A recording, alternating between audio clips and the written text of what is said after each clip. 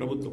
కానీ బాధాకరమైన పరిస్థితి ఏమంటే అందరి హక్కులకు కస్టోడియన్లా ఉండాల్సిన స్పీకర్ గారు ఇవాళ ఆయన బడివే అనే మాట మాట్లాడితే కళ్ళప్పగించి ప్రేక్షక పాత్ర వహిస్తుంటే ఏమనాలనో అర్థం కావట్లేదు.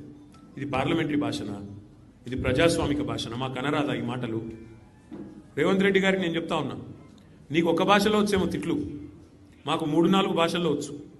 తిట్టాలనుకుంటే మీ తాత జేజమ్మలు దిమ్మె తిరిగేలాగా తిట్టే శక్తి మాకుంది. కానీ ఇంత నికృష్టంగా, ఇంత అల్పంగా, ఇంత దారుణంగా మీరు ఏదైతే వ్యవహారం చేస్తున్నారో ఇది ఎందుకు చేస్తున్నారో మాకు తెలుసు. ఎందుకంటే మీ అజ్ఞానాన్ని కప్పిపుచ్చుకోవడానికి. నీకు ఐఐటికి IIITకి అంతరం తెలియదు, ఐఐటికి IIITకి అంతరమే తెలియదు. నీకు బచావత్కు బ్రజేష్ కుమార్ ట్రిబ్యునల్కు తేడా తెలియదు. నీకు అసలు కృష్ణా బేసిన్ ఏందో గోదావరి బేసిన్ ఏందో తెలియదు. నీకు అసలు తెలంగాణకి ఏం కావాలో తెలియదు. నీకు తెలిసిందల్లా ఒక్కటే, దోచుకోవడం దాచుకోవడం తప్ప నీకు తెలిసింది ఏమీ లేదు. ఒక అజ్ఞానివి, ఒక ఉష్ట్రపక్షివి. నువ్వు ఏమనుకుంటున్నావు? నిన్న చెప్తున్నాడు ఆయన, తెలంగాణ కోసం అంటే ఈ మహానుభావుడు ప్రాణాలు ఇస్తాడు. నువ్వు తీసిన ప్రాణాలు చాలు, నువ్వు తీసిన ప్రాణాలు చాలు. ఇప్పటికే 836 మంది రైతులను పొట్టన పెట్టుకున్నాడు రేవంత్ రెడ్డి వచ్చిన తర్వాత. 100 మంది పైచిలకు ఆటో డ్రైవర్లను పొట్ట పెట్టుకున్నాడు. 100 మంది పైచిలకు గురుకులాల్లో పిల్లలను పొట్టన పెట్టుకున్నాడు. 48 మంది నేతన్నలను ఉసురు పోసుకున్నావు. ఇప్పటికే నువ్వు తీసిన ప్రాణాలు చాలు. నువ్వు ఆనాడు తెలంగాణ వాదుల మీదకి, తెలంగాణ బిడ్డల మీదకి తుపాకీ తీసుకొని పోయి తెలంగాణ ఉద్యమాన్ని అవమానించింది ఎవరు మర్చిపోలేదు. ఇవాళ ఏదో పేమెంట్ కోటాలో అదృష్టం బాగుండి అడ్డిమారి గుడ్డి దెబ్బలో ముఖ్యమంత్రి అయినావు రేవంత్ రెడ్డి.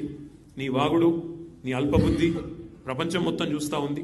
ఒకటి మా తారక రామారావు గారు ఎప్పుడో చెప్పారు, అంగుష్టమాత్రులు, కుక్కమూతి పిందెలు కాంగ్రెస్ నాయకులు అని. నిజంగా ఇవాళ ఆ అంగుష్టమాత్రుడు అనే పదానికి, అనే మాటకి అర్హుడెవడని ఉన్నాడంటే రేవంత్ రెడ్డికి మించిన వాడు ఎవడు లేడు.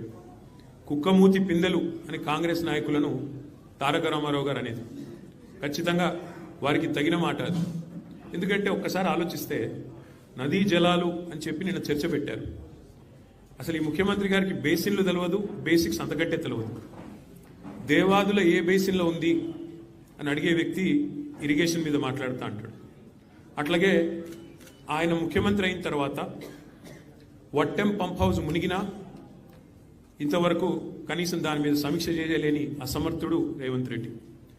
ఎస్ఎల్బీసీ టన్నలు తన అవినీతి వల్ల కుప్పగొలితే 8 మంది అందులో సజీవంగా జల సమాధి అయితే ఇంతవరకు వాళ్ళ శవాలను కూడా బయటికి తీయలేని ఒక అసమర్థ పరిపాలకుడు రేవంత్ రెడ్డి. సుంకిశాల రిటైనింగ్ వాళ్ళు పేక మేడలాగా కుప్పకూలితే ఏ సంస్థనైతే నిర్మాణం చేస్తోందో ఆ సంస్థను బ్లాక్